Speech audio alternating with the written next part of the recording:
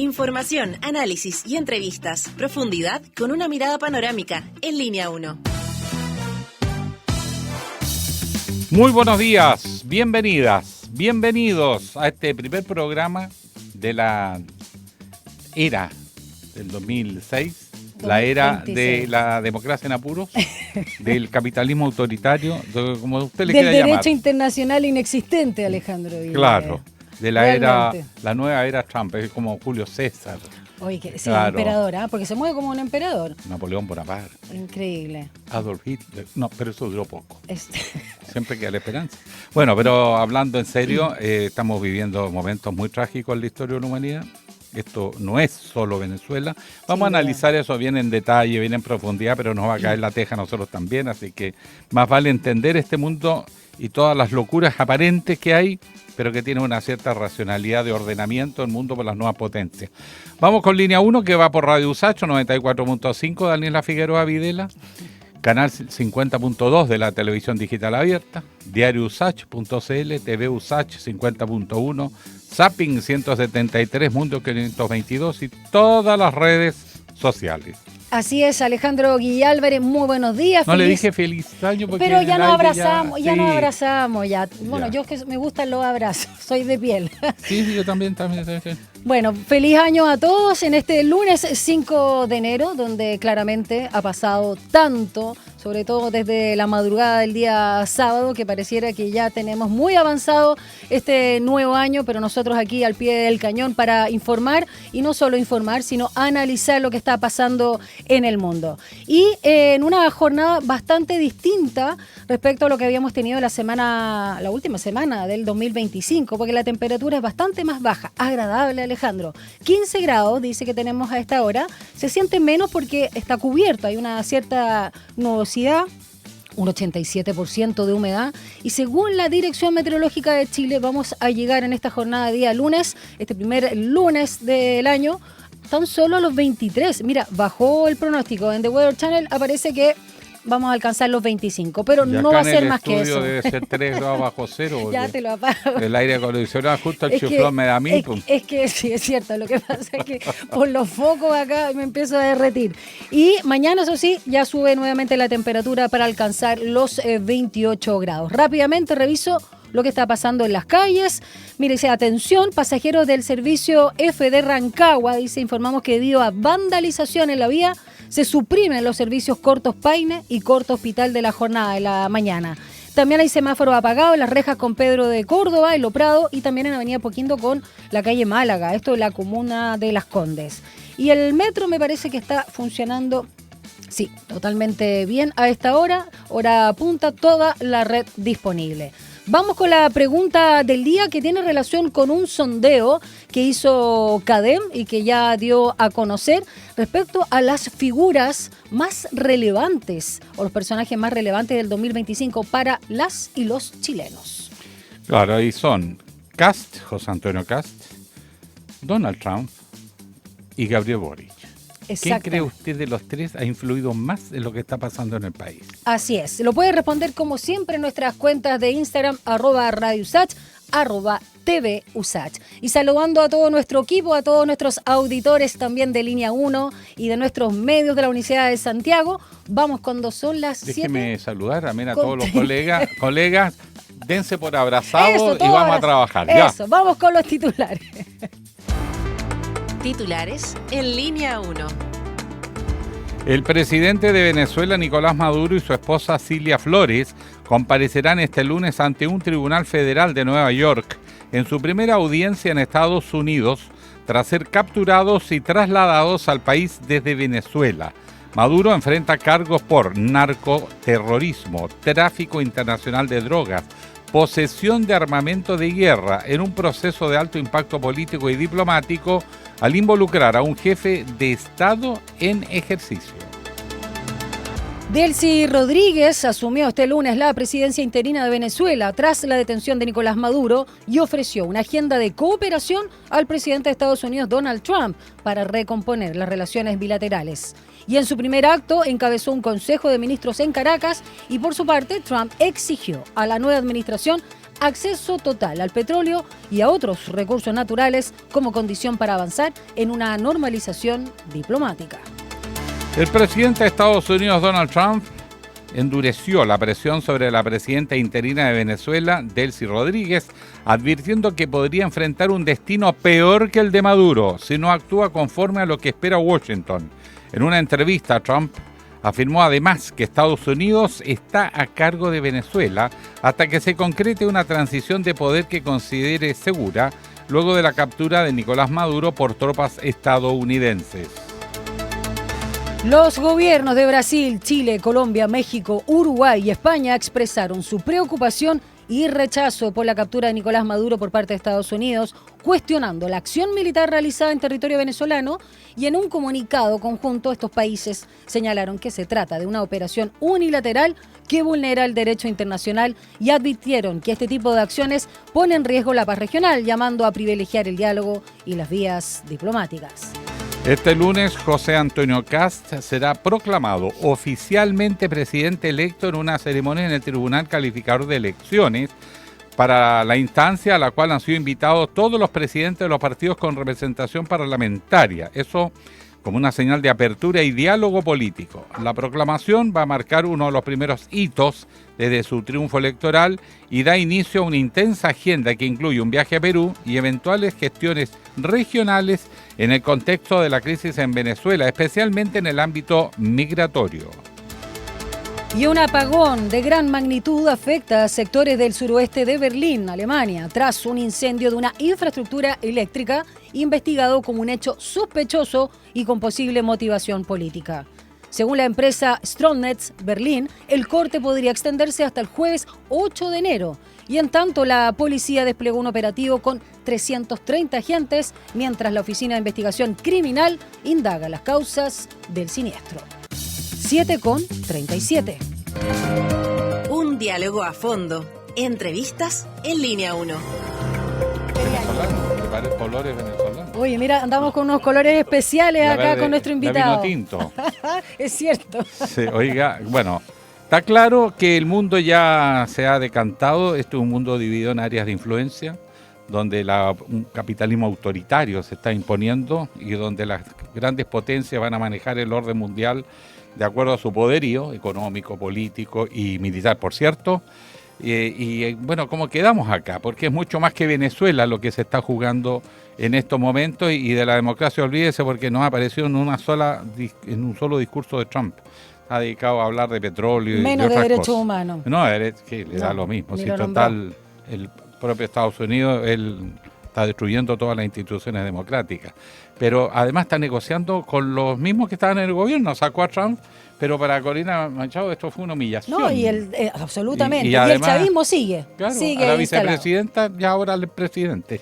Entonces, está tan enredado. Vamos a partir por Venezuela primero y después un poquito las consecuencias que esto tiene para el mapa mundial, nada menos que con Claudio Coloma, especialista en Relaciones Internacionales por la Universidad de las Américas, doctor en Ideología y Análisis del Discurso de la Universidad of Essex de Reino Unido, además de magíster en Estudios Internacionales por nuestra Casa de Estudio, la Universidad de Santiago de Chile, periodista y licenciado en Comunicación Social de la Universidad de La Serena. Claudio, muy buenos días, bienvenido una vez más a Línea 1 en este 2026. ¿Cómo estás? Columnista nuestro ya. Sí, ya. No. Que para todos nosotros. Sí, buenos días, Daniela, Alejandro, feliz año. Gracias, Igualmente, Claudio. profesor. Claudio, un año intenso, ¿no? Sí, y a mí me gustaría partir, antes de que Alejandro empiece a profundizar sobre lo más de fondo, en la apariencia y lo que se esconde o lo que hay de fondo. ¿Qué te parece lo que sucedió la madrugada del 3 de enero? ¿En lo que hay de fondo? Sí, en la apariencia, veamos las dos cosas. La apariencia, La lo apariencia que primero. se vende y luego, o lo que se muestra, y luego lo que realmente hay de fondo hasta el momento de lo que sabemos. Bueno, la apariencia es que el bien triunfó sobre el mal, la democracia sobre la dictadura, y para asegurar la democracia en el mundo no hay que descartar ningún medio para emplearlos, y me parece que esa es la superficie, digamos, es el marco cultural o el sentido común que determina la lectura de la realidad internacional en la administración Trump y en varios de nuestros países. Es decir, Esto está enmarcado dentro de la inmigración, el peligro que implica la delincuencia provenida de los narcotraficantes, asociado a un régimen llamado narcoterrorista, que es dictadura. Si ustedes se fijan en la superficie, en lo que marca el sentido común construido, eso es lo que vemos acá. ¿Y en el fondo? En el fondo, yo lo veo de la siguiente manera. La causa estructural de esta situación es el petróleo, pero no debemos entender esta causa estructural como el típico y antiguo cliché de la potencia imperialista apropiándose de los recursos naturales de un país en su patio trasero. Ese sería el cliché. El petróleo aquí es la causa estructural porque Estados Unidos, el Estados Unidos de Trump, no está dispuesto a que el país con las mayores reservas de petróleo del mundo comercie este producto con China sin su intervención y sin sus propias reglas. Esto está enmarcado, por tanto, en una estrategia global más compleja.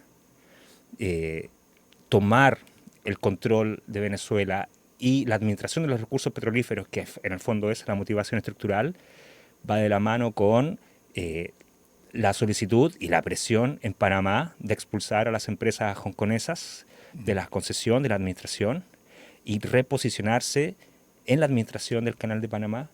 Esto va de la mano con las tarifas exorbitantes impuestas sobre China por sobre el resto del mundo. Es decir, no se trata de que Estados Unidos quiera prohibirle a China el acceso al petróleo venezolano. Se trata de que si lo vas a comprar, lo vas a hacer a través de mí porque es parte de una cadena productiva que beneficia mucho a Estados Unidos. Las principales refinerías petrolíferas están en Luisiana, en Florida, del crudo espeso que se extrae del Orinoco. Entonces, ese es el fondo, es la competencia con China y ralentizar o atrasar lo más posible este cambio de poder. Ahora, en este escenario que estamos viviendo, queremos analizar, por supuesto, el caso venezolano mismo, pero para situarnos nada más el marco, siempre en la línea que establecía Daniela, Estados Unidos se está moviendo en un escenario de fuerza, donde aquí hay 3, 4 potencias en el mundo que se lo están repartiendo. De alguna manera le cede a Rusia un cierto margen para que operen a los ex países de la Unión Soviética, para que recupere cierto control, a cambio de que se neutralice esa distancia de China. A China le abre cierta flexibilidad en algunas zonas de Asia, no toda Asia, algunas zonas de Asia, y América para Estados Unidos. Eso está como medio claro. Por lo tanto, lo de Venezuela es como el primer paso, pero no es para nada el último. Antes de entrar en ese marco general, no sé si lo compartes primero, para después que entremos directamente al caso venezolano. Efectivamente, estoy de acuerdo con ese análisis. Es decir, estamos resolviendo la paz en Rusia-Ucrania. La administración Trump ha sincerado algo en ese aspecto, es decir, no hay paz sin cesión territorial y mi intención es dejarte tranquilo en tu zona de influencia mientras no te metas en la mía. Y lo mismo con China. Es decir, esta movilización estratégica, militar, naval en el Caribe, lo hemos dicho antes, para la paz mundial es una muy buena noticia. Para Venezuela es una muy mala. Pero para la paz mundial es muy buena porque prefiero esa movilización en el Caribe, en su patio trasero inmediato, que haberlos movilizado al Asia-Pacífico para provocar a China sobre la cuestión de Taiwán. Entonces aquí me parece que hay algún tipo de acuerdo implícito o explícito entre las grandes potencias hegemónicas regionales. Aquí no estamos hablando... Aquí hay otro sinceramiento. Trump no está pretendiendo hacer de Estados Unidos una potencia hegemónica mundial. Está pretendiendo volver a un aislamiento, ¿bien?, y asegurar su hegemonía en su vecindario. Y en ese aspecto, una de las cosas que nos debería interesar seguir desde acá de Chile es cómo se va a comportar la futura administración con esta nueva política estratégica estadounidense. Porque una cosa es afinidad ideológica y política con la administración de Washington que esté de turno. Otra muy distinta es condescendencia. Y precedentes ya tenemos ya. Recuerden el proyecto del cable marino subterráneo, sí, que iba inframarítimo que iba a China y viene Pompeo y en 2 minutos el presidente Piñera, después de todos estos símbolos, ¿no? Que va, se sienta en el escritorio de Obama, muestra la bandera chilena en el corazón de la bandera estadounidense. Sí, un Es decir, espectáculo un poquito. Y se puso a jugar en el escritorio claro, del presidente se Obama. sentó, entonces afinidad Infantilismo político. ideológica y política que es legítima no puede transformarse en condescendencia, porque aquí hay una cuestión muy clara. El patio trasero, la zona de influencia de Estados Unidos es América Central y el Caribe. Y esta frontera, este límite es Colombia-Venezuela. De hecho, Colombia y Cuba son los países en este momento más preocupados, producto de los futuros eventos. Pero el cono sur plus Brasil es otra historia. Es otra fortaleza, es otra calidad institucional, y los gobiernos, independientemente de su color político, tienen que saber tener una estrategia de inserción internacional y de juego político, de muñeca política con Estados Unidos distinta. Hay un tema que nos preocupa, que sale ya evidente. Aquí mucha gente venezolana salió a las calles, celebró el regreso a la democracia, pero no se ha hablado de democracia. Y bueno, Corina Machado, la premio Nobel, que era como la jefa de un sector de la oposición, que fue dejada de lado, pero así, Ninguneada por sin Trump. ningún miramiento, con Sí. una frase para afuera. Y se está entendiendo con la vicepresidenta de Maduro. O sea, en la estructura de poder de todo el chavismo en Venezuela se estaría, en principio, entiendo yo, manteniendo por un tiempo indefinido para iniciar una transición. Pero lo va a hacer con el chavismo y no con la oposición. Y las dos figuras, solo agregar, de la Constitución venezolana, de la vacancia, si va a llamar a elecciones en los próximos 30 días o se va a renovar, justamente ya que juró como presidenta Delcy Rodríguez, por periodos que pueden ser meses bajo el alero de Estados Unidos. Sí, yo creo que refleja en parte el pragmatismo de la política exterior y el accionar estadounidense. Eso por un lado, pero no hay que dejar un detalle. En parte, María Corina Machado es una figura muy compleja. Mi apreciación de ella es que es una figura que no encamina pacíficamente una transición política, sino que la polariza.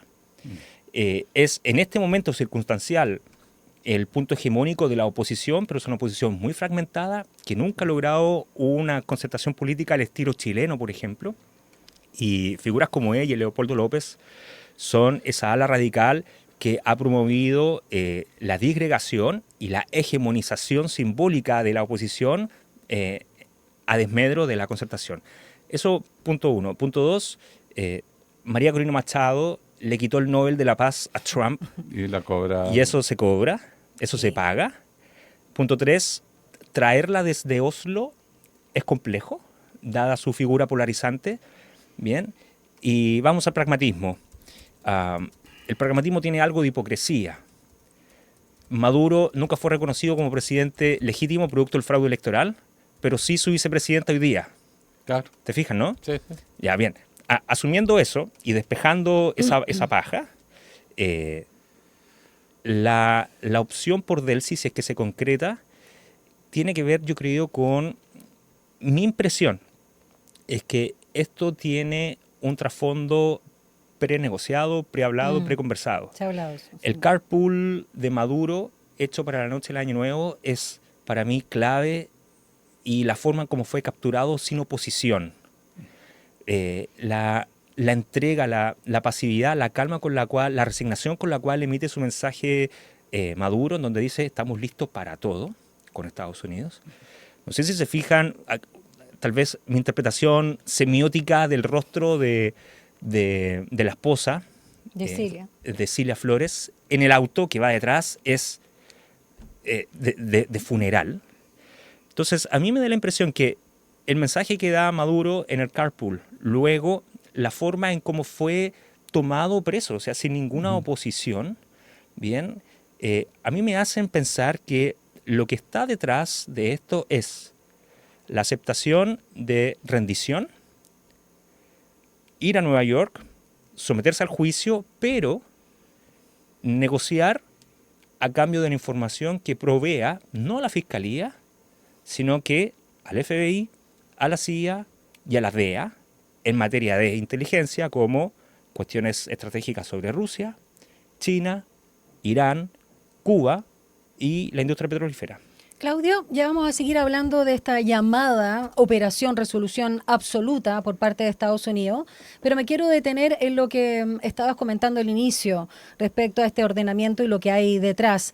Esto no es nuevo, lo dijo el propio Trump al ser el consultado luego de su declaración inicial en conferencia de prensa de Mar-a-Lago, y lo han dicho muchos analistas. Escuchaba a un politólogo, Andrés Malamud, argentino, que señalaba que lo que se viene, y es muy claro, sobre todo por la figura de Marco Rubio, se viene ahora Cuba, que en realidad siempre ha sido Cuba el tema.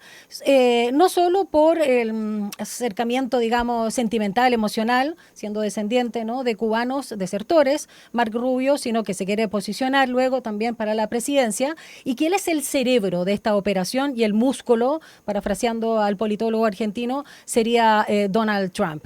¿Te parece, digamos, no sé si la palabra es evidente, pero estás de acuerdo con esa premisa? Porque imagínate el tremendo poroto, como se dice en buen chileno, que se ganaría Marco Rubio y en general cualquier autoridad estadounidense, atacar, recuperar, tomar luego 70 años, ¿no?, algo así, Cuba, y todo lo que significa estratégicamente. O sea, la mirada la comparto. Déjame terminar la idea antes sobre Delcy Rodríguez, y Ya. es que en la entrega de información y en la negociación sobre su juicio, ¿Sí? el pilar fundamental es que en la medida que yo te entrego información, aseguro que Delcy conduzca la transición de régimen en Venezuela. Es decir, esa es la figura que veo. No sé si se entiende lo que Sí. trato Sí, de sí. explicar, ¿sí? Sí. Ok. Con respecto a Malamud y su apreciación, sí, fíjense que J.D. Vance no está en Mar-a-Lago. Exacto. J.D. Vance está completamente ausente de esta operación. Es Marco Rubio Hetze. y Hetzeg, bien, pero J.D. Vance, recordemos su protagonismo en el encuentro controversial con Zelensky, por ejemplo. Sí. Bien, es decir, el vicepresidente ha tenido una participación en la política exterior estadounidense muy activa, pero para esto no viajó y se quedó en Washington. Eso dice, primero, que Marco Rubio es la pieza política central. Segundo, me parece que podría haber algún tipo de disonancia o desacuerdo político en el entorno más cercano de Trump. Y tercero, que Trump administra las parcelas de poder en pos de obedecer sus propios intereses. Sí, porque esto es como anti-MAGA, digamos. O sea, no es el centro de MAGA, ¿no? Como en el sentido como más de preocuparnos por nosotros, no estar interviniendo, metiéndonos afuera. Depende, sí, es probable, ¿no? Porque parte de hacer America Great Again implica librarlos de inmigrantes y de narcotraficantes, y en ese sentido liberarnos de el narcoestado y narcopresidente que es Maduro, así como se le simboliza, es parte crucial. Ahora, Marco Rubio es importante porque la comunidad que en Estados Unidos la llaman latina, ¿bien?, que es como esta asimilación racial que tienen para asimilar lo que viene del sur con los Black Americans, los Asian Americans y ahora los latinos. Bien, es una condición muy, muy racial.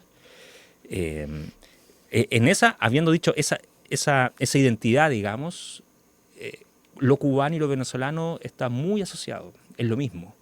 Y Marco Rubio tiene en su ambición presidencial, ya fue precandidato, naturalmente que la posibilidad de, si concreta exitosamente esta operación y que lo está llevando a cabo exitosamente hasta el momento, naturalmente que él está pensando en su futuro político y Trump está pensando en el éxito de las midterms elections que tienen el próximo año o este año. Medio tiempo. ¿Sí? Y naturalmente que elegir a su sucesor presidencial, y aquí tiene una muy buena carta. Desde ese punto de vista, sí, yo veo a Marco Rubio muy comprometido en esta política y que no es muy distinto al patrón que hemos visto en la administración Biden. El acento en Ucrania, antirruso, no solamente una actitud de Biden, sino que también de Antony Blinken, que viene del este de Europa y por tanto familiar, culturalmente, tiene un sesgo muy particular sobre el mundo ruso. Aquí Marco Rubio con Cuba y las dictaduras. ¿Qué viene? Empezó Gran pregunta. La gran pregunta que se hacen los venezolanos en todas partes, bueno, ¿qué viene ahora? Y hay desconfianza. Muchos le agradecen a Trump que sacara a Maduro, pero no confían en Trump. Y dicen, bueno, este señor es impredecible, siempre se sale con la de él, siempre tiene detrás de toda operación un interés propio. Y bueno, el petróleo venezolano, que está en muy malas condiciones en la industria, por lo tanto no es llegar y decir ya ahora llegaron nuevamente los capitales americanos, esto se pone en producción y estamos. Hay que reconstruir la industria, eso no se ve tan corto plazo. Pero independientemente, ¿cómo podría avanzar una transición a qué? Porque si el régimen chavista está íntegro, negoció, se dice y hay antecedentes que la vicepresidenta se negoció a través de Qatar, tuvo 2 reuniones con los Estados Unidos, hace más de un año empezó esta operación de la que lo más probable Maduro supiera, o sea, él sabía que estaban negociando su cabeza y lo aceptó, ¿ah? A cambio de lo que tú mismo dices, va a empezar a negociar a cambio de información, pero en concreto, ¿transición a qué? Me empieza a recordar la transición chilena a la democracia, en la que nunca entendíamos qué es lo que era exactamente, pero se habló durante 10, 15 años hasta que se dieron cuenta que no iba a ninguna parte, era lo que era nomás. Sí. Mira, yo creo que en esta pregunta, y a raíz de cómo la fundamentas, yo creo que un gran error de nuestra, especialmente de nuestra clase política que se identificó con la transición democrática, etcétera, es asociarse o identificarse en función de lo que está pasando hoy en día en Venezuela. Y a partir de eso caer en este juego simbólico respecto a que Maduro es igual a Pinochet. Y por tanto la dictadura venezolana es igual a la dictadura chilena. He escuchado en reiteradas oportunidades a líderes de la vieja guardia en esa mirada, y yo no la comparto porque las condiciones son totalmente distintas. Y naturalmente que desde esa perspectiva no podemos esperar que Venezuela siga un camino similar de transición a otro régimen como el chileno, porque la oposición de partida nunca logró niveles de concertación política como se logró acá en Chile, entre otras cosas. Y porque el gobierno, el oficialismo tampoco nunca se ha llenado a entregar el poder, no ha dado fechas. Habiendo dicho eso, no me atrevo a aventurar ningún resultado o ninguna salida de esto.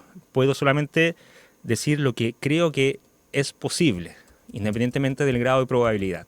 Y una posibilidad, y a mi juicio la más sensata, es que Delcy Rodríguez convoque, previo todo este proceso de negociación, de amarres, de negociación con Maduro en New York, etc., convoque a elecciones presidenciales para buscar esta salida institucional en donde los condicionamientos sean elecciones informadas, ¿Y se libres. invalida Edmundo González? No existe. Yo creo que no. O sea, yo creo que en este juego la posibilidad de sacar a Delcy e instalar a Edmundo González, así de simple, no hay ninguna posibilidad. Es un escenario poco probable. Bien, es una posibilidad poco probable. Me parece que es más probable que Delcy convoque, no por iniciativa propia, sino que por todo este entramado, presionada por Washington, sí, a elecciones en donde se garantice transparencia, se respeten los resultados y ahí va a haber una negociación si es que dejan competir a María Corina o bien cómo se articula la oposición. Pero me parece que por ahí va la mano. Y eso a mí, plantearlo, me hace sentido respecto a los llamados que hace Trump sobre futuros nuevos ataques en la eventualidad de que Delcy se porte mal. Que no haga lo que le decimos que haga. Así es. Claudio, para finalizar brevemente, ¿qué es lo que más te preocupa o te genera duda respecto a lo que ha pasado desde el día sábado y todas estas incertidumbres que tenemos respecto a la interna de Venezuela, a lo que está pasando en Latinoamérica y sobre todo también el nuevo gobierno de José Antonio Kast, que como bien decía Alejandro en los titulares, ya fue, digamos, asumió como presidente electo formalmente, y la relación con Estados Unidos y con el resto de los países de la región, tanto de la derecha extrema, que están celebrando, pero también de aquellos que resisten desde la izquierda y que han criticado justamente esta intervención. ¿Qué es lo que más te genera duda o preocupación? No, a mí lo que más me preocupa es la política exterior chilena, Ya. Independientemente del gobierno. Me parece que la administración Boric y en su política hacia Venezuela es responsable en el escenario internacional, regional, de esta agudización. Me parece que debe haber sido un poco más pragmático, menos impulsivo, porque no puedes condenar así tan fuerte las elecciones venezolanas y ahora condenar igualmente de fuerte la invasión estadounidense. Entonces, ¿cuál es tu posición? ¿Dónde la fijas? Ese por un lado. Y naturalmente que lo que vemos con Kast va a ser una continuación o tal vez una exacerbación de esa pretensión de moralismo internacional. Y eso es lo que me preocupa, porque lo que está detrás de esto es la constatación de que el derecho internacional no existe para los fuertes. Bien, y esto nunca ha existido, nunca ha sido así. O sea, Estados Unidos en el 99 bombardeó la embajada china en Belgrado. Luego tenemos Irak y una sucesión de hechos. Por tanto, no hay derecho internacional para los países fuertes.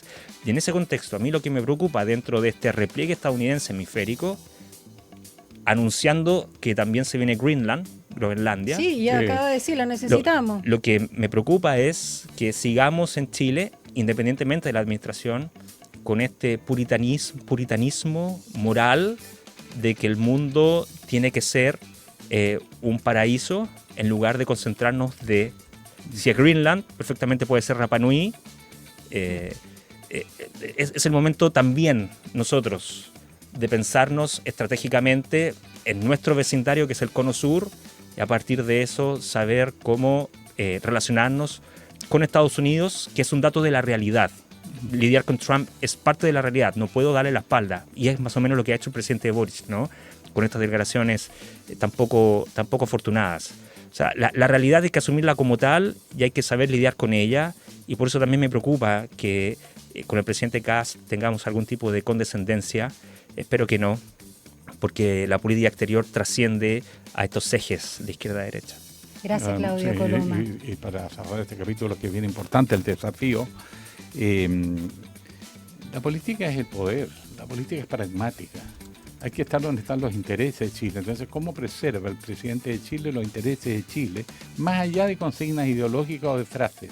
Hasta aquí mucha fraseología. Hace rato que estamos en eso. Pero no tejemos alianzas, no tenemos una política consistente en materia como la Antártica. Lo mismo que ha pasado con Isla Pascua en estos días. Además, o sea, se ve una indefinición a nivel de la Cancillería chilena, pasmosa, y andamos metidos en conflictos allá en Ucrania con Europa, y en el vecindario no tenemos ninguna presencia real significativa, más que discurso.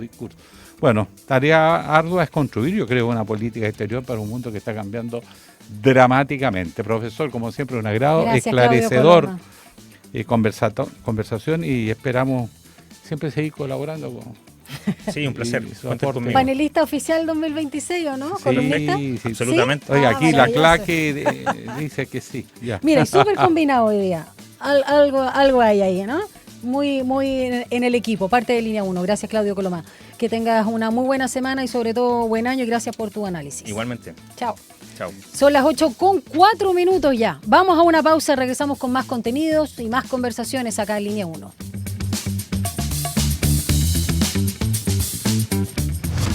Una breve pausa y ya regresa Línea 1.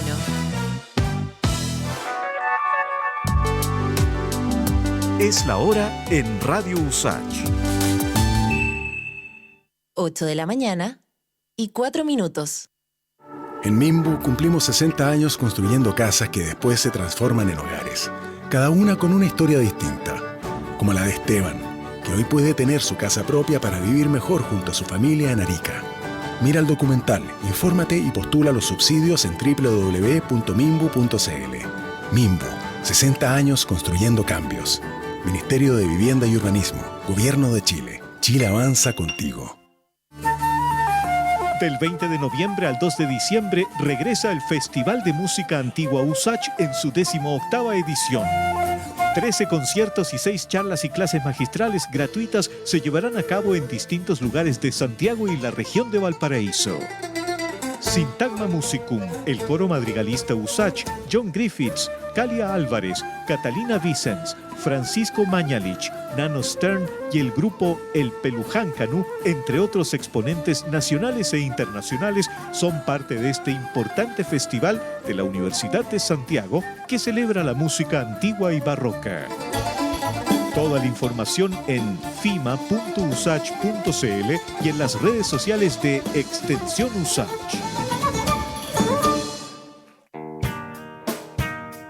Cada domingo a la 1 de la tarde, una reunión imperdible con esas melodías y canciones que dejaron una huella en nuestras vidas. No quiero soñar 1000 veces las nada se pierde, todo se transforma. Te invitamos a viajar en el tiempo por los más diversos ritmos y géneros musicales junto a Ecos del Ayer, música para recordar. Ecos del Ayer. No lo olvides, Ecos del Ayer, cada domingo a la 1 de la tarde por Radio USACH. Nuevas voces.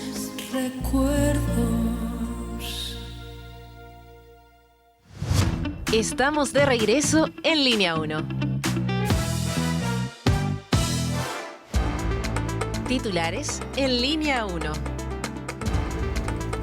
El presidente de Venezuela, Nicolás Maduro, y su esposa Cilia Flores van a comparecer hoy lunes ante un tribunal federal en Nueva York, en su primera audiencia en Estados Unidos tras ser capturados y trasladados al país desde Venezuela.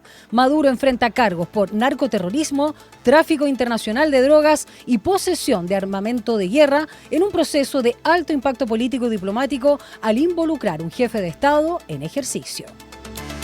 Delcy Rodríguez asumió este lunes la presidencia interina de Venezuela tras la detención de Nicolás Maduro y ofreció una agenda de cooperación al presidente de Estados Unidos, Donald Trump, para recomponer las relaciones bilaterales. En su primer acto oficial encabezó un consejo de ministros en Caracas y ahí al mismo tiempo señaló su disposición a colaborar con Estados Unidos.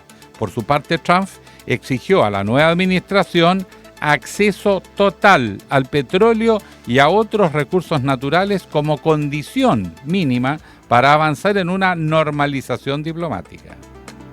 Y este lunes, José Antonio Kast Rist será proclamado oficialmente presidente electo en una ceremonia en el Tribunal Calificador de Elecciones. Para la instancia invitó a todos los presidentes de partidos con representación parlamentaria como una señal de apertura y diálogo político. La proclamación marcará uno de los primeros hitos tras su triunfo electoral y dará inicio a una intensa agenda que incluye un viaje a Perú y eventuales gestiones regionales en el contexto de la crisis en Venezuela, especialmente en el ámbito migratorio. La primera ministra de Dinamarca, Mette Frederiksen, pidió este domingo al gobierno estadounidense que deje de lanzar amenazas hacia Groenlandia, después de que el presidente Donald Trump reiterara de nuevo su interés por anexar la isla, que hoy es territorio autónomo danés. 8:8. Un diálogo a fondo. Entrevistas en Línea 1.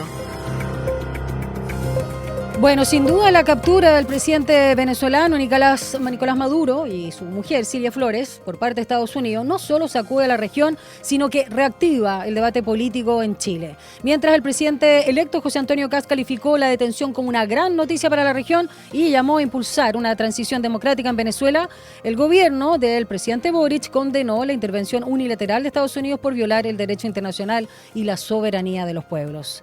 Y en el país también se multiplican las reacciones parlamentarias y sociales, marcadas por profundas divisiones sobre el rol de Chile y la forma de abordar la crisis venezolana. Y vamos a abordar ahora la declaración de un importante también partido político de nuestro país. ¿Con quién?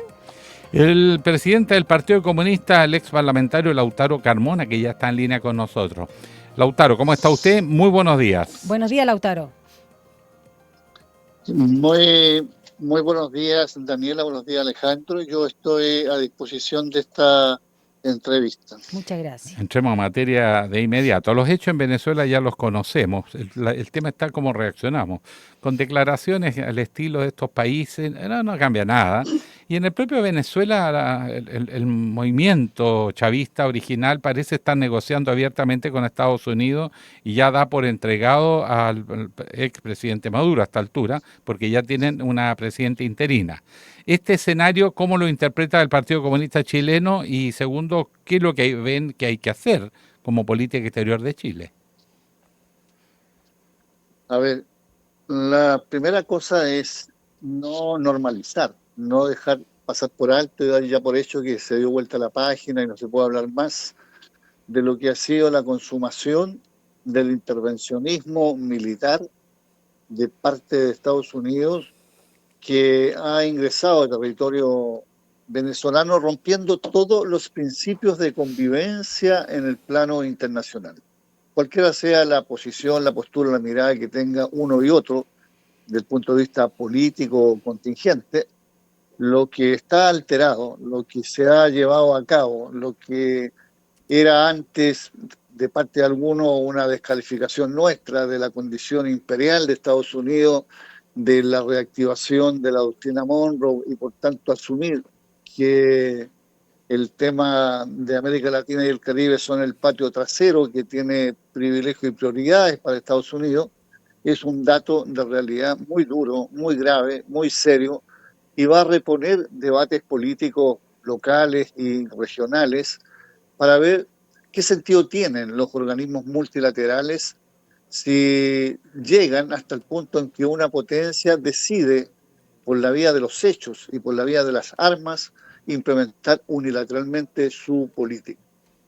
Con propósitos que son públicos, que ya superan lejos, digamos, los titulares del narcodictador, de la promoción de la droga desde Venezuela, que es lo que ha dicho el propio Trump respecto al petróleo. Ese es el gran tema que mueve, igual como otras veces, la política guerrerista de Estados Unidos para definir un punto de crisis donde el sistema mismo se empieza a agotar y empieza a tener déficit en las respuestas que requieren.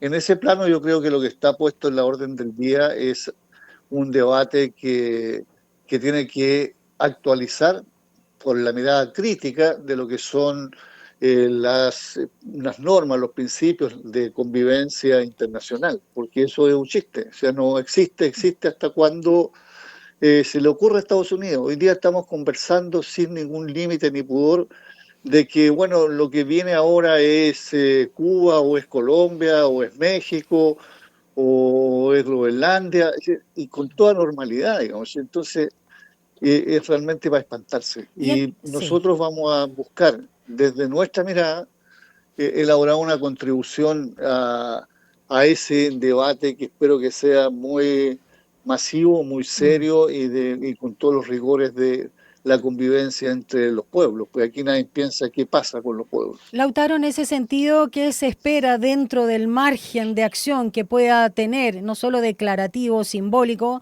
la ONU, la OEA o la CELAC propiamente tal? No, yo creo que hay que apelar, y en ese sentido nosotros valoramos la posición que tomó el presidente Boris, y lo dijimos inmediatamente. Todos los organismos multilaterales que tengan algún grado de incidencia, la CELAC tiene un valor porque reúne a los países de América Latina y el Caribe sin contar a Estados Unidos y Canadá. Por tanto, un diálogo más entre pares, entre iguales, complementarios desde el punto de vista de las economías, desde el punto de vista de las poblaciones, etcétera. Y es bueno que tengan una mirada, toda vez que tiempo atrás, cuando se establece la CELAC, una de las grandes definiciones fue América Latina es un territorio de paz y no de guerra. Y eso está hoy día en cuestión por la política norteamericana. Creo que ahí hay una expectativa que hacerse. La CELAC tiene por esencia una motivación de integración regional en plano económico, también derivan de allí otros planos, y esa es su experiencia principal, pero constituyen corrientes de opinión que tienen todos los espacios para llegar a una coincidencia o a un mínimo común que permita que los pueblos les alimente una posibilidad de mirada y de mundo distinto en lo inmediato. Ahora el pragmatismo es bien extremo, Lautaro, porque lo que se ve de las nuevas autoridades en Venezuela en realidad no son nuevas, son las mismas autoridades que había, solo que no está Maduro, porque su vicepresidenta asumió. Y todos los informes indican que ella viene negociando hace un año esta fórmula, donde no sabemos si Maduro fue parte o lo traicionaron, pero de alguna manera sigue todo el establishment, no se ha entrado a cuestionar por ahora. Y se piensa que la oposición no está en condiciones, por parte de Estados Unidos, dice que no está en condiciones, por ejemplo, María Corina Machado, porque no tiene poder real, porque su fuerza está en el extranjero y no dentro del país. O sea, de un pragmatismo que puede terminar manteniendo el régimen chavista. Es una paradoja, pero ¿cómo ve esta fórmula que parece que se está construyendo? Bueno, la veo con atención, con seguimiento muy al milímetro. Espero en la mañana de hoy tener varios intercambios con compañeras, compañeros y otras referencias que tengan una información más directa. No doy por hecho, digamos, la formulación que se hace que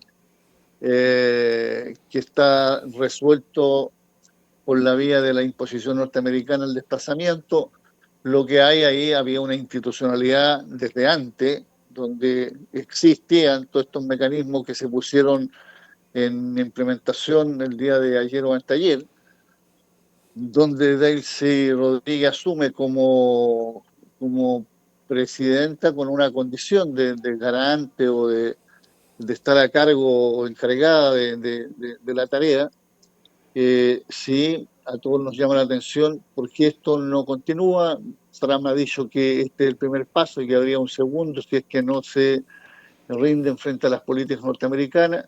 Creo que ese es otro capítulo que uno tiene que seguirlo, verlo y hablar con conocimiento de causa, digamos. Pero ya sé cuál es el titular, digamos. Daisy traicionó a Maduro.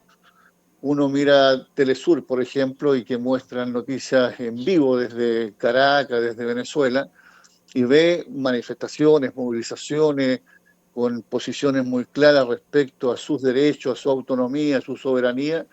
Entonces es muy complejo llegar y asumir una tesis como esa.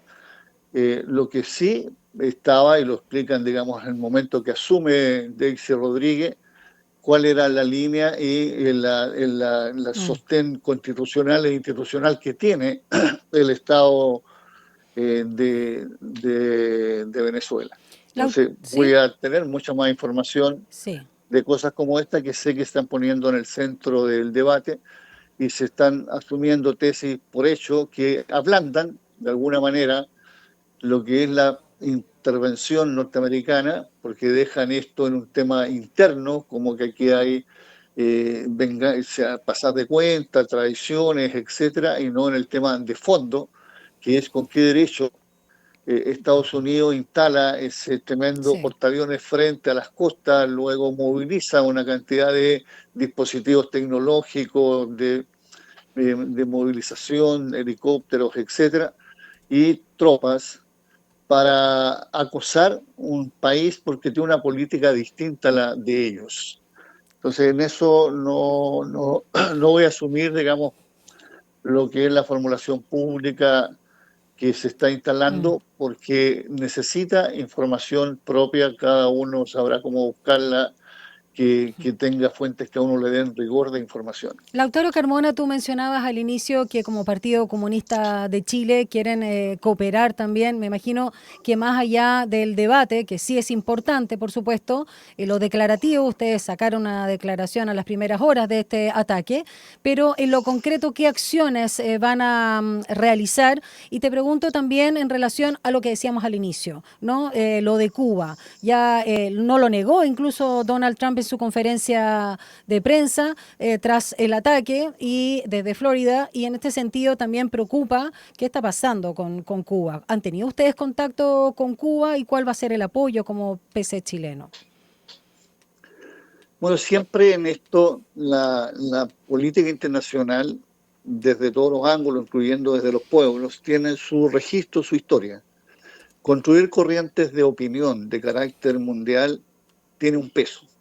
Lo digo y lo sabemos porque también nos beneficiamos de lo que fue la corriente de opinión que durante año a año hizo distintos pueblos en el mundo contra la dictadura de Pinochet. O sea, eso no es menor. Lo primero es tener una posición. Lo segundo es que esa posición tenga por sostén principios de la política internacional en lo que son las relaciones sobre la base de la soberanía, la autodeterminación, la no intervención. Y en ese plano, todo lo que se puede hacer, digamos, por contribuir a esa corriente de opinión, que tiene que ser mucho más lejos que un partido, que una tendencia, tiene que ser con una expresión de diversidad que pone en el centro. Queremos decidir por nosotros cómo construir nuestro futuro, así de simple, así de básico, pero también así de profundo. Esa va a ser una motivación que tendremos frente a manifestar la expresión solidaria y la posición de denuncia a las políticas imperiales. Ahora, frente a este escenario, ¿qué es lo que están esperando que sean los próximos pasos del gobierno del presidente Boric, más allá de la declaración conjunta con otros países como Brasil, Colombia, Uruguay, está España también, entre otros, sí. México, por supuesto, y Brasil liderando? A mí me parece muy significativo. Primero, la posición que inmediatamente a través de un Twitter fijó el presidente Boric. Todos sabemos que en varios planos tenemos miradas con algún matiz, pero en este caso valoramos altamente la posición de jefe de Estado con sostén sólido en valores de convivencia. Y luego, fíjate que los pasos que se dan entre estas distintas jefaturas de Estado, que incluyen a fuerzas como México y Brasil, hay que decir, bueno, el papel de Colombia, Uruguay, y la relación con España, también le damos mucha significación por los contenidos de la declaración, como por el hecho de que ya se manifiesten espacios de coordinación que van más allá de un solo país.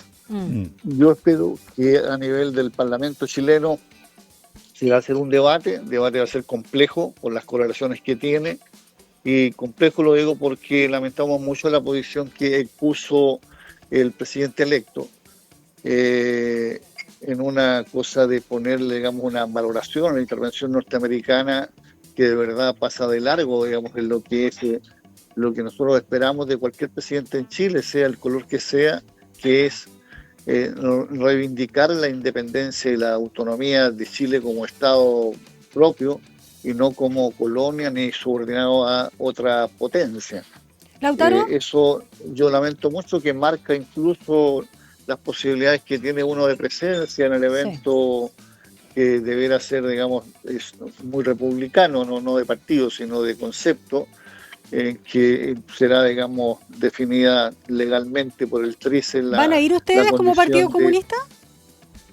¿Cómo? ¿Van a ir como Partido Comunista a la proclamación oficial del presidente electo José Antonio Kast? La verdad es que en este cuadro es una señal que yo lamento mucho, porque no fui yo el que puso el tema en contrario. Yo no esperaba, digamos, esa declaración, sabiendo que venía esta ceremonia de parte del presidente electo. Hemos dado las explicaciones, va a ser muy difícil, digamos, que tengamos una presencia, porque confunde políticamente a la opinión pública, pero segundo, porque va a concitar una tensión que no corresponde. Uno debe ser respetuoso de los procesos, de cómo se vivan, y a veces la omisión es una buena forma de pronunciarse y hacerlo con respeto. Es decir, no van a ir. Muchas gracias, Lautaro Carmona. Un abrazo grande, que sea un muy buen 2026. Igual para ustedes, 2026 muy bueno. Gracias. Muchas gracias, Lautaro. 8 ya con 24. Un análisis profundo y con contexto. Llegamos a Estación Editorial. Ay. Ay, ay, ay. Ay, ay, ¿Por Daniel. dónde partimos? ¿Por dónde partimos? Bueno, vamos de lo general a lo particular. Lo que es obvio ya a esta altura es que esto es un reacomodo del poder entre las grandes potencias, que ha habido conversaciones y reuniones, por lo tanto esto puede ser incluso no solo tácito, sino expreso, de dejarse márgenes más libres, por ejemplo, Estados Unidos a los rusos en Europa, sobre todo en los países que fueron parte de la Unión Soviética y se autonomizaron, en el sentido de que Rusia tenga un mayor rol ahí, más presencia. No así en los países europeos tradicionalmente que eran parte de la cortina de hierro, pero que eran países que fueron anexados en la Segunda Guerra Mundial como un cordón de seguridad entre Europa y Rusia. Estoy hablando de los que eran claramente parte de la Unión de la República Socialista Soviética. Sí. Por otro lado, probablemente se ha negociado que China tenga en países o sectores del Asia también más margen de acción. Como Taiwán. Por ejemplo, Taiwán, pero difícil que entreguen Taiwán porque es muy estratégico Taiwán en el área, pero es evidente que se están dejando márgenes de tolerancia y eso explica por qué Rusia y China, fuera de declaraciones, no han hecho ningún apoyo expreso a Venezuela. Claro. Real. Las veces anteriores sí lo hicieron. Hubo asesores rusos, equipamiento ruso, esta vez nada, solo declaraciones. Es decir, que todo indica que estamos en un reacomodo entre las grandes potencias que se repartieron en el mundo. Esto ha pasado siempre, ¿eh? Siempre las grandes potencias han tenido supremacía regional. Segundo, para América Latina volvemos a ser el patio trasero de Estados Unidos sin muchos márgenes, y eso es la preocupación, si existe algún margen, porque lo que Estados Unidos quiere en lo posible es sacar a China del continente, y eso es muy difícil, porque el grueso de las relaciones económicas de muchos países de América están con China, no con Estados Unidos. Por ejemplo, el caso nuestro. Nuestro principal socio comercial lejos es China. Estados Unidos viene mucho después, mucho más bajo la mitad del peso que tiene China en la economía. Además, China ha hecho mucha inversión en infraestructura crítica, en puertos, por ejemplo, que tiene que ver con seguridad. Ahora, Chile ya ha dado señales de debilidad frente a las presiones norteamericanas, como lo mencionaba el profesor Coloma, por ejemplo, con el famoso cable subterráneo, sí. O sea, submarino, sí. Que cruzaba todo el Pacífico para llegar acá y para proveernos de información estratégica, en los famosos cables interoceánicos. En el caso, por lo tanto, nosotros claramente parece que estamos en el bloque americano. Eso es lo que uno está viendo, porque en el gobierno del presidente Boris se frenaron varias otras iniciativas que pretendía China entrar y aquí se les paró. Entonces, más allá del discurso, pareciera ser que hubo cierta aceptación tácita de la influencia americana. Lo de Venezuela no es solo Venezuela, ya está clarísimo, pero la pregunta más allá de que quieren influir y Cuba lo va a pasar pésimo, a Colombia se la van a dar, y nosotros con más sutileza, menos sutileza podremos salir con un poco de elegancia quizás, pero sometiéndonos. Ahora, ¿qué pasa en lo esencial con un cuadro donde tú tienes que ser proactivo? América Latina está desarticulada. Brasil insistentemente ha intentado articular cosas. Chile siempre se ha restado. Justo te iba a preguntar por Brasil. Claro, Brasil es el único gigante como en torno al cual armar una suerte de coalición de países del Cono Sur. Pero Milei es muy ideológico y fanático, por lo tanto está en el bloque americano incondicional. Además le quitan los dólares y se cae en 15 días Milei. Entonces es demasiado dependiente. Entonces, ¿con quiénes podemos tejer alianzas? Colombia está muy pareja la situación y por lo tanto no es extraño que en las próximas elecciones, que ya no falta mucho, presidenciales pudiera volver la derecha. Entonces, y que también está en una postura muy ideológica, porque tiene los negocios para el Asia, pero su referente cultural es ya ni siquiera Europa, es Estados Unidos. Y Estados Unidos es muy mercantil en eso, no tiene la sofisticación europea, por último, en términos valóricos, ideológicos. Bien, estamos en un mundo complejo que nos va a tocar. Y lo otro que queda por ver, ¿qué va a pasar en Venezuela? Ya primera decepción, yo creo que los que salieron a festejar, vuelve la democracia, cayó el dictador, se dan cuenta que no ha cambiado nada, porque la vicepresidenta porque adentro asumió. Están con mucho susto, ahí mismo, en Caracas. Susto, y acá también. Venezuela en general. Yo creo que ya están viendo que la cosa no va en la dirección que esperaban, no vienen los que fueron parte de la oposición, que la mayoría están en el extranjero, así es verdad eso, de que no tienen peso real adentro. Y además es una oposición fraccionada, que no se han podido poner de acuerdo en 20 y tantos años. También hay una responsabilidad de la oposición en lo que pasa en Venezuela, porque no tienes una alternativa de gobernabilidad. Y por lo tanto Trump va a entenderse con el chavismo, con otro nombre, y va a tener que hacerse el leso de muchas cosas. La propia presidenta elegida ahora se le asocia al grupo Los Soles, el cartel de los soles. El cartel de los soles, que Adel tendría Rodríguez. relaciones, el nivel de corrupción, los vínculos con el crimen organizado, el narcotráfico, es muy fuerte dentro de funcionarios del régimen que van a seguir gobernando. Entonces, la incertidumbre es completa. Nadie sabe a dónde va esto. Y en el caso de a nosotros, estamos a la incertidumbre también porque no sabemos cómo va a afectar esto los procesos migratorios, por ejemplo. Exacto. Además del intervencionismo americano y todas esas cosas que nos van a apretar, que no nos van a dejar tener relaciones tranquilas como veníamos haciendo. Luego de que Washington anunciara su intención de explotar los recursos petroleros del país. Porque, si bien es cierto, Venezuela tiene grandes reservas de petróleo, las más grandes del mundo. Exacto. La explotación de este recurso no es, digamos, tan exhaustiva.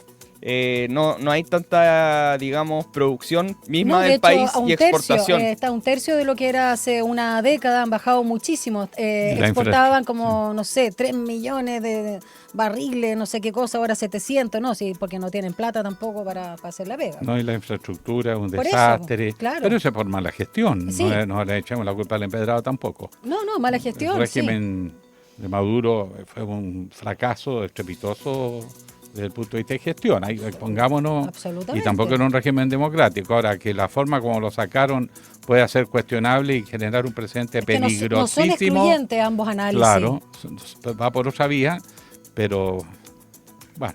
Te escuchamos. Claro, no o sea, se ve de que hecho, sea fácil, ¿eh? De hecho, se espera que el precio baje aún más si es que se estimula la inversión y, como dice Alejandro, se mejora la infraestructura para explotar más petróleo en esa zona. Pero queda un buen rato para eso. Queda un buen rato, sí. De hecho, se especula que puede ser una década al menos, incluso 20 años algunos analistas han mencionado.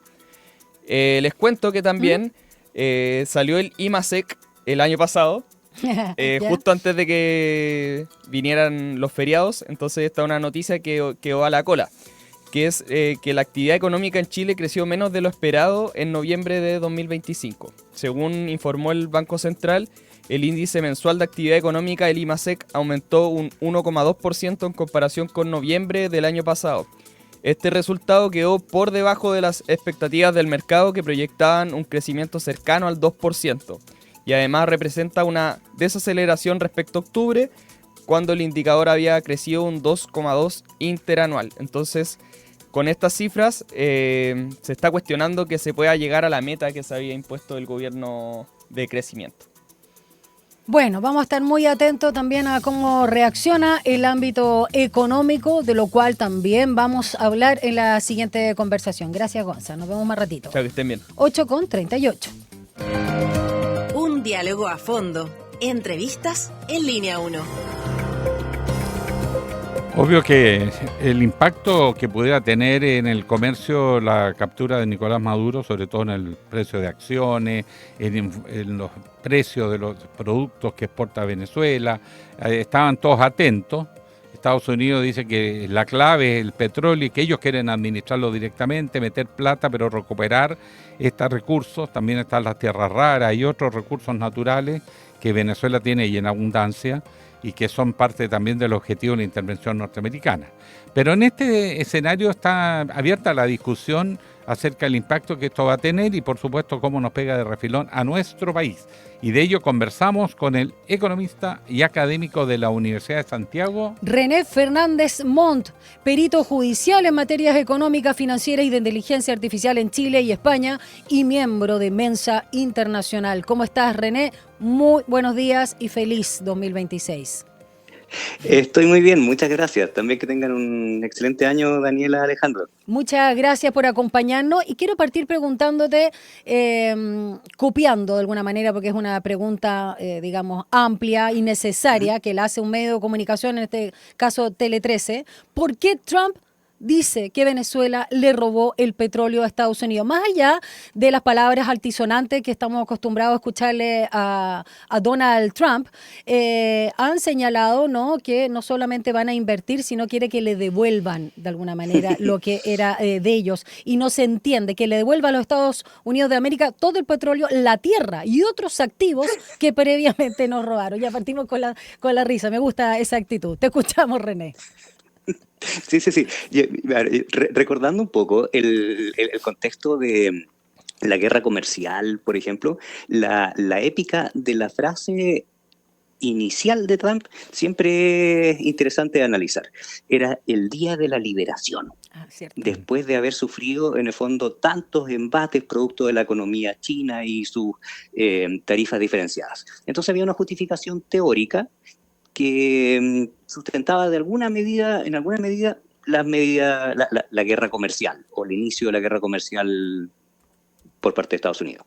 En este caso, Estados Unidos ha invertido hace décadas efectivamente en Venezuela.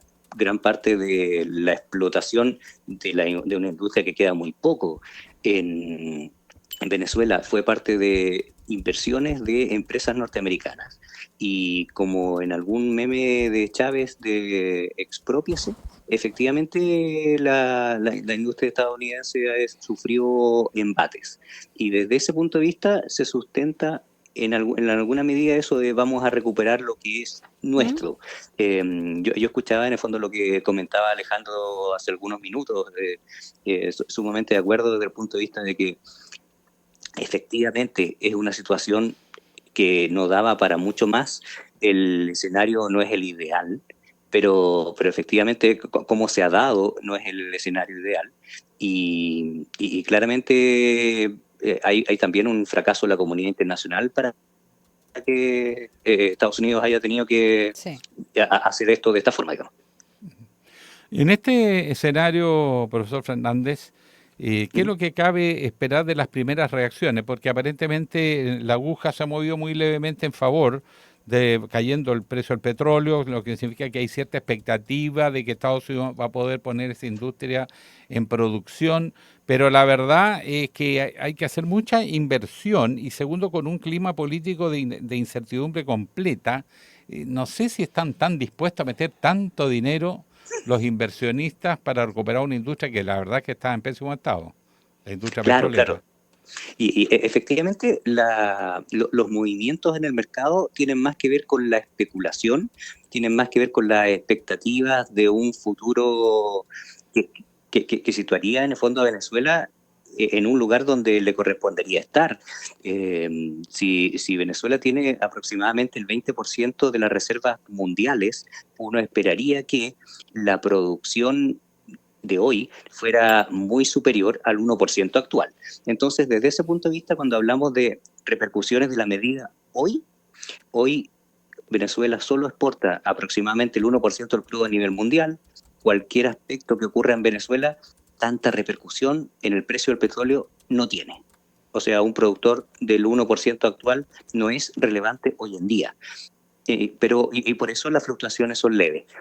Ahora, gran parte de las fluctuaciones tienen que ver con la especulación de la potencial repercusión luego de recomponer, que es un tema de años, digamos. En el mejor de los escenarios, un año, se está hablando de mediano, largo plazo, para recomponer una industria sumamente golpeada y ya habiendo trabajado aquello con inversión internacional. O sea, efectivamente Trump no está cerrando mercados, habla de incorporar a China, o sea, efectivamente no lo ve como algo que he adquirido y que voy a dejar de competir, y que con esto claramente es un golpe para Asia y para China sobre todo, y para Rusia, pero efectivamente los incorpora de alguna forma en el proceso. Y eso hace que la inversión sea un poco más probable. Claro. René, ¿qué pasa también, volviendo a los intereses de Donald Trump en Venezuela? Porque es un territorio muy rico, más allá de la crisis política, financiera, social, ¿no? Económica que tiene. Estamos hablando no solo de reservas muy importantes de petróleo, sino también yacimientos de oro, otros materiales, digamos, preciosos o piedras preciosas y, por supuesto, las tierras raras, que como son, digamos, industrias, no sé si incipientes, pero menos masivas que los combustibles fósiles que están a la retirada pero todavía operan, quizás están menos en el debate, pero seguramente el interés ya está hace mucho tiempo. Claro.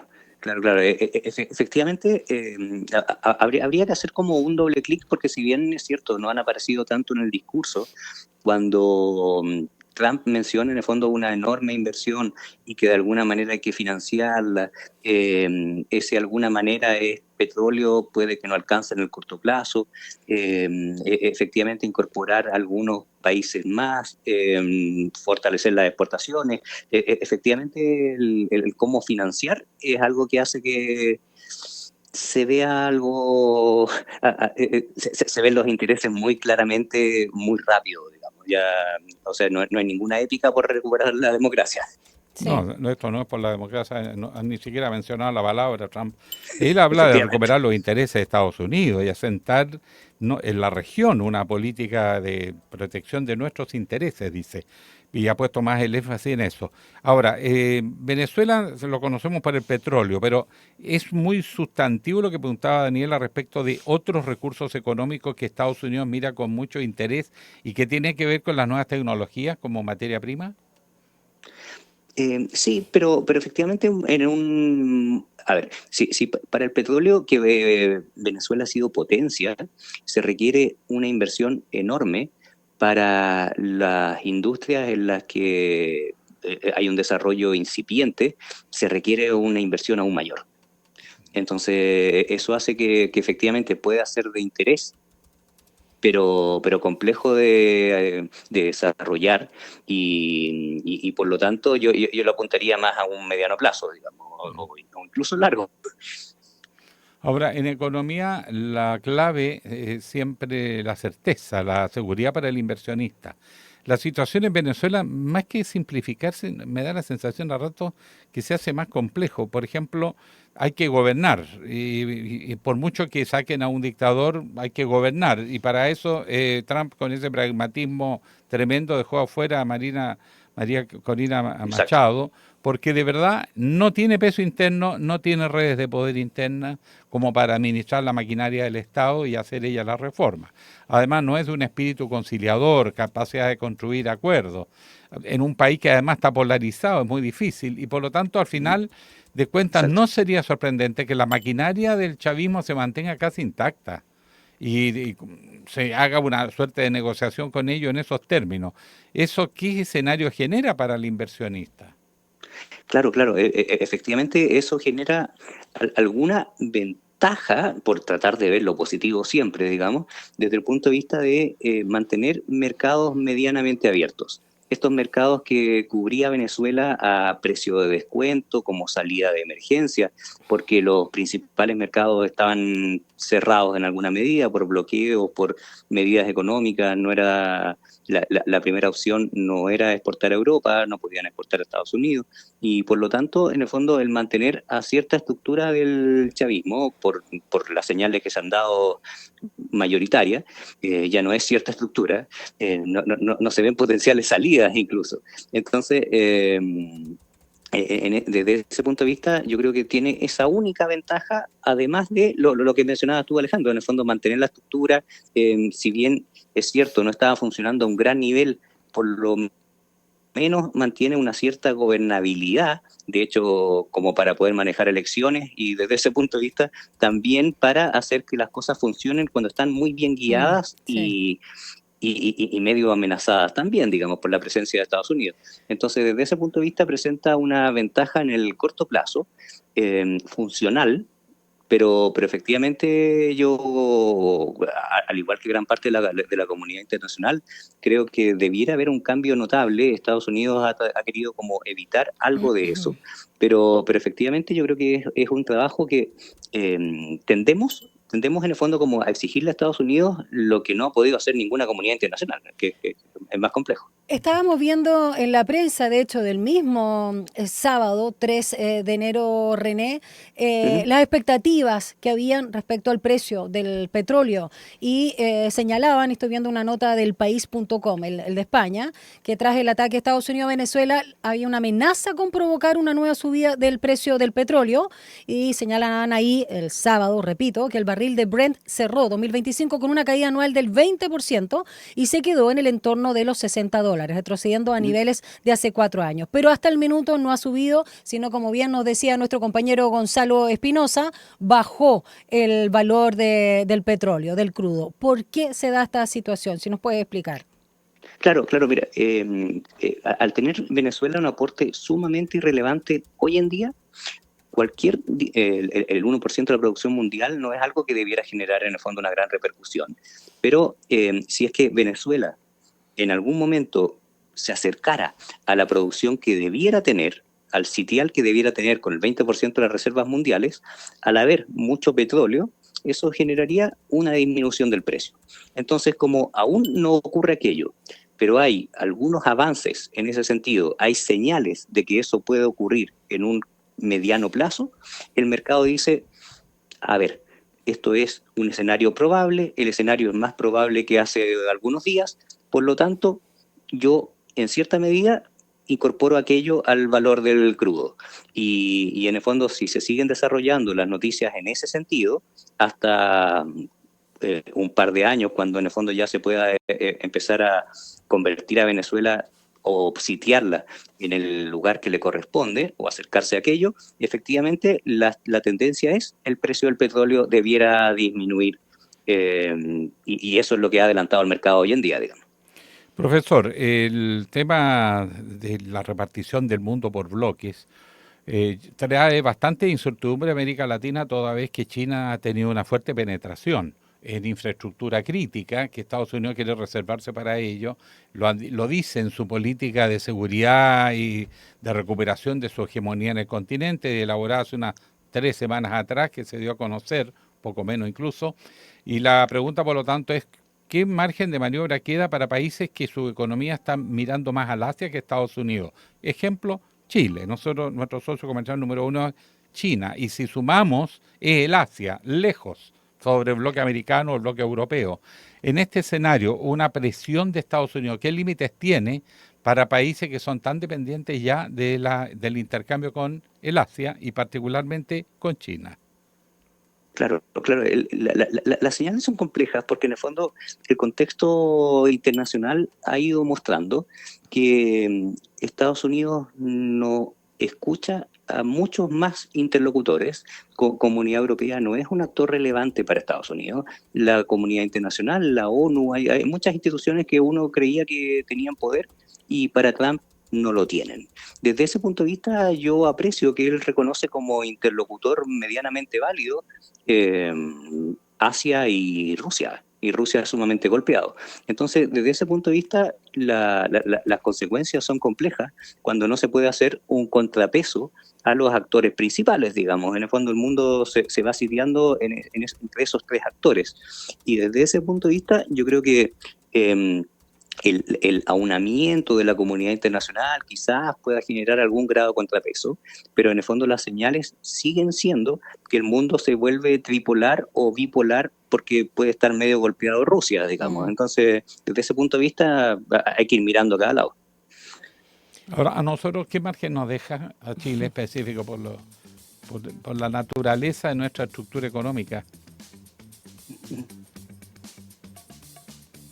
¿Aló, profe? René, ¿te perdimos? Sí, escucho. Sí, le preguntaba, y particularmente de Chile, nuestras relaciones con el Asia y con China, ¿cuánto nos puede limitar y qué efecto tendría si Estados Unidos se pone denso? ¿Se pone? Más denso. Claro. Si es que cambiara este estado de tanta pasividad, claro. Claro, hay que estar tranquilito. si cambiara este estado de buena onda permanente en el que ha estado. Claro. Claro, si Estados Unidos avanzara de este estado zen, tranquilo de lo que estuviera, efectivamente, este es un capítulo más que no genera una señal tan fuerte aún como lo que se usaba en la guerra comercial. La guerra comercial, en el fondo, Chile estaba entre medio de una lucha de aranceles, o sea, efectivamente ahí había un golpe importante. Yo creo que aquí es más información para la misma guerra, y desde ese punto de vista incluso uno puede apreciar aquel desarrollo de la guerra en todas las aristas que uno quiera analizar.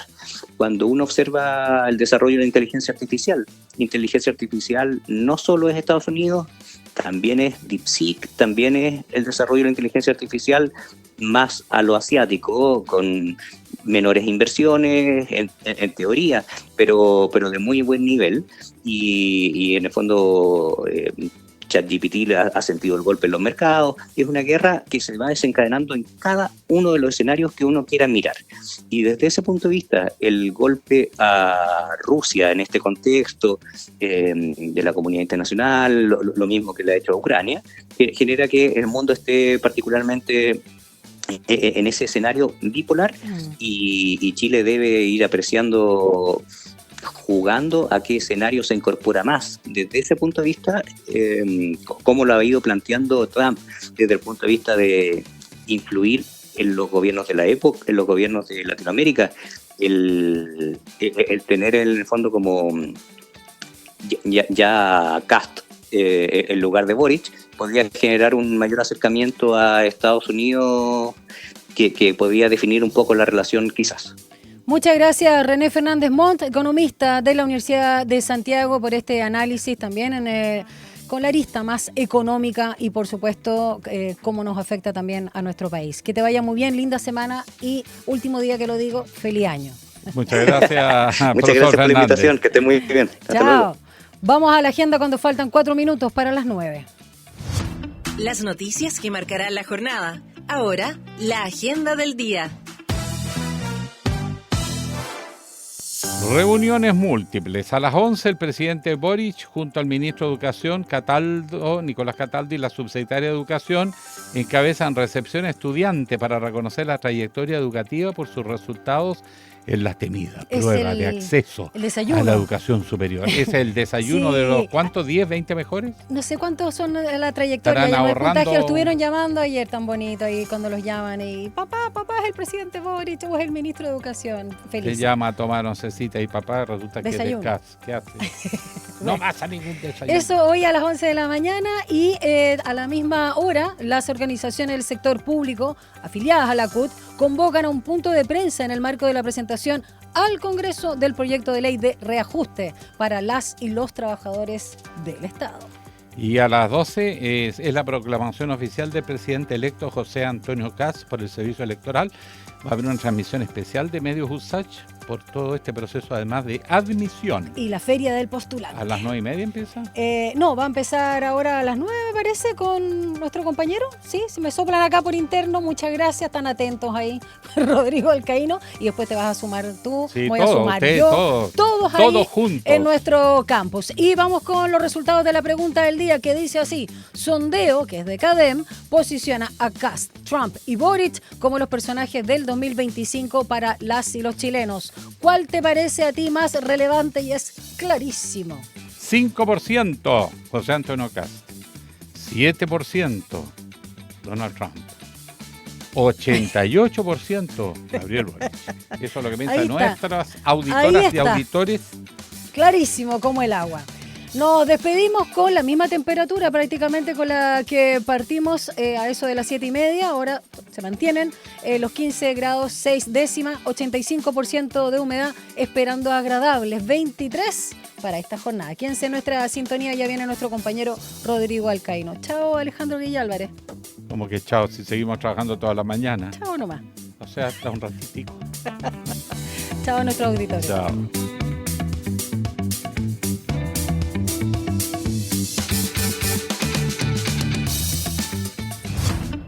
Información, análisis y entrevistas. Profundidad con una mirada panorámica en Línea 1.